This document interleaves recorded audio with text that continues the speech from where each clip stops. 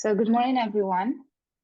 My name is Benaissa. I am a teacher and a researcher at the University of Mouloud Vamri in Algeria. And I'm here to share with you a small research that I have conducted with my colleagues about a particular aspect that in research in general is neglected, but I think is very important. It's the affective factor and emotional engagement of EFL teachers with art. Is it okay? Can you hear me? Yeah, great. Go ahead. Okay. All right. So as I said, the research is about teachers' emotional engagement with artificial intelligence. I will focus mainly on ChatGPT, and I would like first to preface my research by explaining what really has motivated me to conduct this research. Is that as a researcher, when I was introduced to ChatGPT 2 years ago by my students, I first didn't know how to use it. And then I progressively started to experiment with ChatGPT, and I can say that I have met the application with the platform with a host of emotions. Like on the one hand, I was pleased by how helpful it could be, but on the other hand, I had this feeling of frustration because I knew that if used without caution, without moderation, it can be harmful. So this is what really has motivated me to conduct the research. I would like first to start with the outline. I will first explain what teachers' professional development is, why it is important, as mainly teachers' growth in the digital and information age. Then we are going to see or try to understand what shapes teachers' growth. What are the factors that really influence teachers' growth in general? I will later move to explaining the importance of teachers' emotions. Why are teachers' emotions important, and how they can influence their behavior, and also the outcome of the students. Then I will mention the general aim of the study, and I will present some of the results of my research that I will also discuss.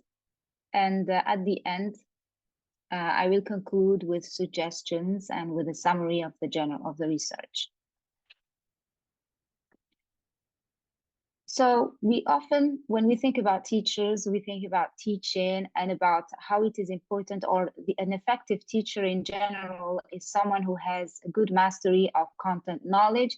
It is also someone who has good instructional strategies, but we often forget that teachers are also learners, and that they also need to work on their 21st century skills, and they have also to work on themselves as human beings in general.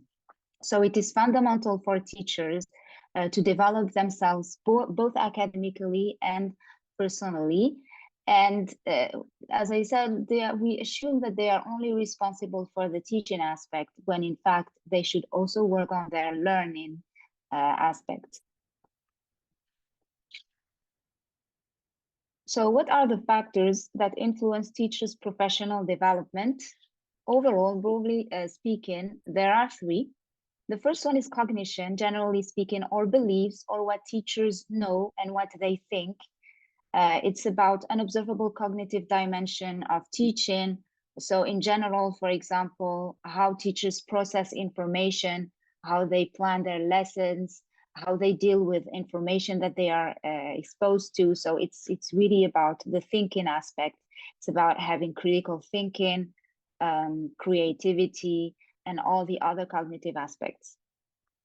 The second factor that influences teachers' effectiveness is the contextual factor, and it is mainly related to the context or the place where the teacher interacts with their colleagues, the material, the resources being used, the classroom, time availability of time, the program. All these aspects have an influence on how effective a teacher can be and how likely they are to develop their teaching skills in general.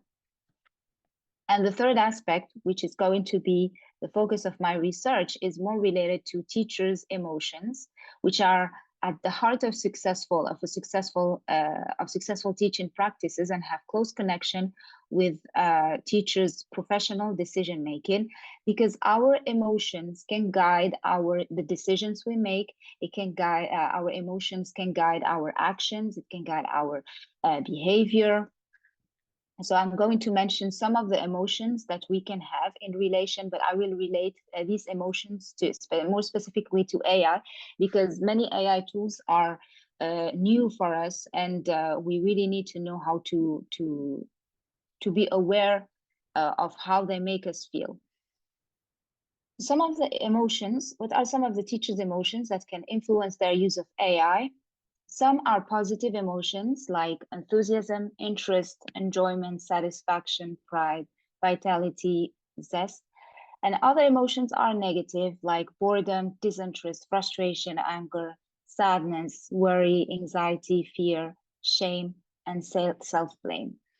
I want to make it clear that I refer to the first category as positive emotions, not because they by default have a negative influence, a positive influence on teachers, and the negative emotions directly lead to negative behavior. No, they are referred to as positive emotions because they are pleasant to feel. They are pleasant feelings, and negative emotions are not that pleasant. But when it comes to their influence on teachers' behavior, things are much more complex. If we take, for example, anxiety, and we take fear or worry, these are negative feelings to experience, but they can maybe raise our awareness, keep us more alert about or skeptical about the benefits of AI, for example. So worry and fear can keep us alert. They can be good feelings, but they need to be managed, because if they are too intense, they can also be debilitating. They can make us look at ChatGPT, for example, as a threat, and as a result, we may want to avoid using ChatGPT altogether. If I take, for example, enthusiasm, interest, and enjoyment, if I take enjoyment, for example, we may enjoy using ChatGPT as a tool, but as a result, if we really idealize AI and idealize ChatGPT and think that it can solve all our problems, it can make us complacent and not try to scrutinize the tool. So this is why it's very important for me to underscore the fact that they are positive, but they do not lead to growth in it. So what's the general aim of the study? It sets out to investigate teachers' emotional engagement with AI tools. So I have designed a survey that I have administered to my colleagues. I sent personal emails to a Google form AI survey in order to see not only how they feel about using AI in general and ChatGPT, but also where do these feelings come from. So I will present some of the results of my study. But before that, so as I said very briefly, a survey was administered to 20 teachers to identify their emotional engagement using various AI tools. And I have used the theory of engagement of Hai and Lee 2017 to design the survey. So these are some of the results. Generally speaking, some questions were very general and some were very specific. So let's take the very first question. It was being unable to keep up with advanced. So this is about AI anxiety and fear. Being unable to keep up with the advances associated with AI techniques and products makes me anxious. The majority of teachers disagree. They don't think that it doesn't make them, and no, the majority were neutral about this, but after that, we have 37% of teachers who disagree. They don't think that being unable to keep up with the advances make them anxious, and a small percentage of teachers agree, 15%. Now, when asked about whether they are afraid to use AI products as a whole, the majority disagree, and 25% agree and 25% remain neutral. Now, what is interesting is that when I related these feelings of fear and anxiety to specific reasons to why here the results can get more interesting. Like the first one, I am fearful that new technologies will someday take over my job. Well, here the majority disagree. They believe that teachers will not be replaced in the future. 20% agree and strongly agree, 10% strongly agree. But the overwhelming majority disagree. They believe that teachers will always be here, will always be needed in our society. Now, here things also get interesting. I'm afraid that an AI technique product may make us dependent. The overwhelming majority agree. They believe that if we depend on I mean, we over rely on AI techniques, it can make us dependent. Here, I'm afraid that the AI technique product may make us even lazier.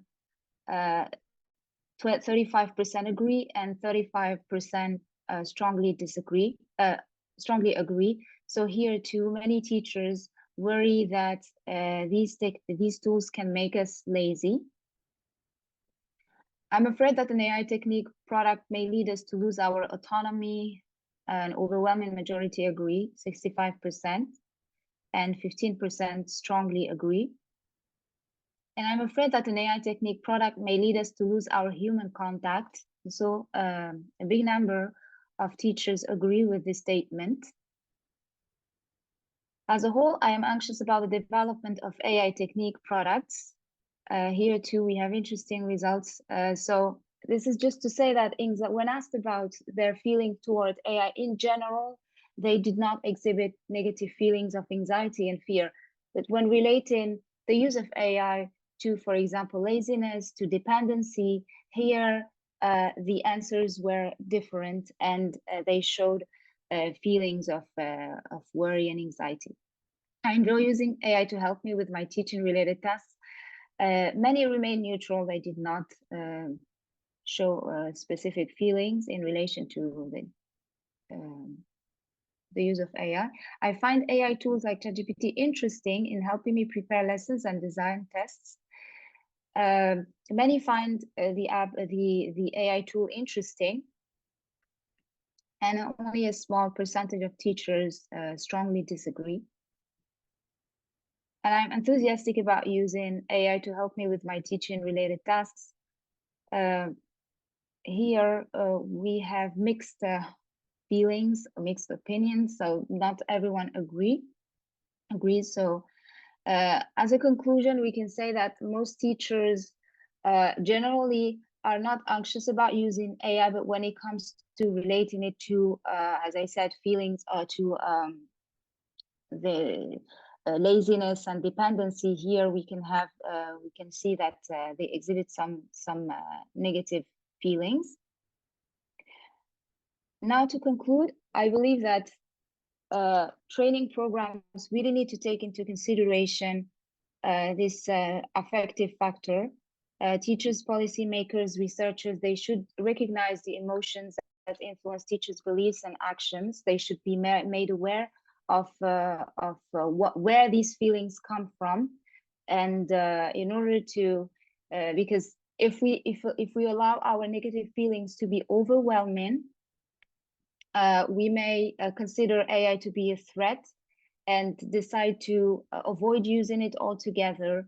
And on the other hand, if we are too enthusiastic about using AI without any skepticism about its negative aspect, it can also harm us. I want also to add that it is important to relate the emotion factor to self-efficacy. It is important to value teachers' self-efficacy or their beliefs in their ability to use AI tools. So we must acknowledge the significance of self-efficacy, which are particularly important because self-efficacy beliefs, because they are postulated to mediate whether the stress appraisal is seen as challenging or threatening. So we all have positive and negative feelings when we are exposed to something new, to a new technological tool. Okay, we all have a wide range of emotions, but if together with along with these host of emotions, we do believe in our abilities. So I am anxious, I am fearful, but I believe that I can learn, and I can learn more about how to use this specific AI tool. We are going to channel our emotions towards challenging these AI tools, and or viewing learning these AI tools as a type of challenge. But if we do not only we have negative feelings, but also we do not believe in our ability to learn these AI tools, we may end up viewing them as threats, and as a consequence avoiding these AI tools. And when we know that ChatGPT, for example, is here to stay, so the only way for us to deal with it is to learn how to master it even more, and to build information and literacy skills in general. So this brings me to the end of my presentation. This is the list of references. I thank you for your attention. Your questions and comments are welcome. Thank you.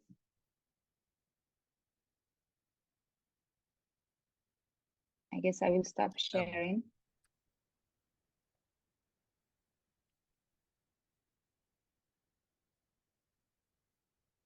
Yes. Yes. May I ask a question, or actually make a comment? I work in Japan. Actually, I'm speaking to you from my university in Japan right now.